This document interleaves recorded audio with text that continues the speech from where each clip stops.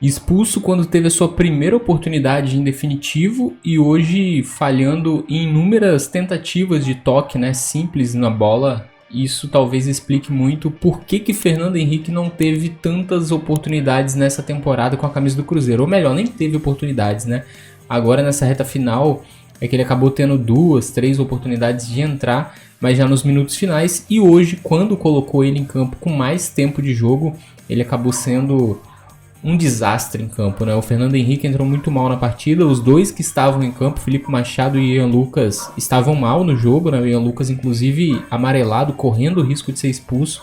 E aí, o Fernando Henrique conseguiu entrar e ser pior do que quem estava em campo, né? E não é ficar criticando o jogador, até porque eu acho que hoje o Cruzeiro fez uma grande atuação diante de uma equipe muito forte e muito organizada, né? Vale se destacar isso. A equipe do Atlético Paranaense já está há anos aí praticando um bom futebol, brigando na parte de cima do Campeonato Brasileiro, das competições nacionais e também internacionais, né? E hoje o Cruzeiro conseguiu um empate que poderia ter sido uma vitória, né? Se não fosse essa falha da equipe do Cruzeiro na defesa, numa saída de bola errada do Fernando Henrique. E depois o Cruzeiro conseguiu um empate heróico, né? Com o Matheus Pereira, que marcou um gol da forma que a gente espera, né? A gente espera que o Matheus Pereira decida jogos. Infelizmente ele chegou no Cruzeiro e se machucou, e aí a gente não pôde ter ele durante algumas partidas, depois recuperou da lesão, e aí a gente vê que a forma física dele não estava no ideal, mas desde o último jogo, né, contra a equipe do Goiás, a gente está vendo o Matheus Pereira bem diferente, né, um jogador participativo, um jogador com uma qualidade muito superior aos seus companheiros de equipe.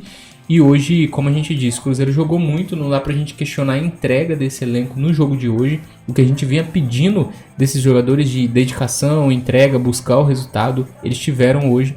O que dá pra gente comentar talvez é a falta de qualidade de muitos jogadores do Cruzeiro. Mas isso a gente já tá cansado de saber, né? Desde o início do ano, não à toa estamos brigando aí contra o rebaixamento até agora, né? Cruzeiro com 45 pontos nesse momento, 4 pontos de vantagem pro Bahia. E a gente já fica de olho na próxima rodada, 37ª rodada, o Cruzeiro enfrenta o Botafogo. E o Bahia joga contra o América Mineiro, já rebaixado, já a lanterna dessa competição. A pior campanha do América no Campeonato Brasileiro. Então o Cruzeiro vai precisar vencer o seu jogo para garantir matematicamente a permanência na Série A do Campeonato Brasileiro nesta próxima rodada, para não precisar de pontos na última rodada contra o Palmeiras. Ou então torcer aí por uma derrota do Vasco, do Bahia, e aí talvez, se não for possível vencer o Botafogo fora de casa, talvez buscar um empate. Fato é que o Botafogo também está numa sequência, se eu não estou enganado, de 9 jogos sem vencer, e o Cruzeiro, então, no meu ponto de vista, também tem condição de buscar uma vitória, talvez um empate diante desse Botafogo jogando fora de casa. O Botafogo que deixou a liderança do Campeonato Brasileiro, vem fazendo uma campanha horrível no segundo turno, e o Cruzeiro precisa vencer essa próxima partida, já que não conseguiu esse resultado positivo hoje, que daria muita tranquilidade ao time do Cruzeiro, mesmo não garantindo matematicamente a permanência na primeira divisão. Então, próximo jogo no domingo, às 18h30, todos os times que brigam contra o rebaixamento jogarão no mesmo horário. O único jogo que estava marcado para um horário diferente era do Bahia. Hoje, a CBF alterou o horário desse jogo, né? Ele aconteceria às 4 horas, e mudou para 6h30, assim como o jogo do Cruzeiro, do Vasco e do América, né? do Goiás, inclusive, e do Santos. Então o Cruzeiro hoje, voltando a falar do jogo, uma atuação boa, mas o Cruzeiro segue pecando naquilo que a gente já sabe que é deficiência do Cruzeiro, que é o setor ofensivo. E aí, algumas peças individuais.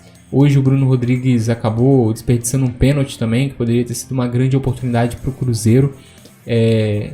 Naquela ocasião, quando ele perdeu o pênalti, o Cruzeiro ainda estava perdendo o jogo, então seria o gol de empate. E aí, quem sabe o Matheus Pereira viesse também fazer esse gol depois, uma vitória sobre o Atlético Paranaense hoje seria muito importante, mas não tem tempo de lamentar, né? O Brasileirão agora nesses 3 jogos finais, né? Jogo atrás de jogo.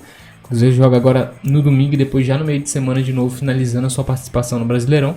Torcer para um bom resultado diante do Botafogo e torcer também contra os nossos adversários nessa luta contra o rebaixamento. Como a gente disse, o Cruzeiro jogou bem hoje, ponto negativo Fernando Henrique, um jogador que a gente não viu muito dele em 2023, com certeza nem vai ver mais, né? Depois da atuação de hoje, que deixou muito a desejar, Fernando Henrique dificilmente voltará a ter oportunidades e com a temporada se encerrando, certamente não permanece no Cruzeiro também. Vamos seguir na torcida, que é isso que a gente pode fazer.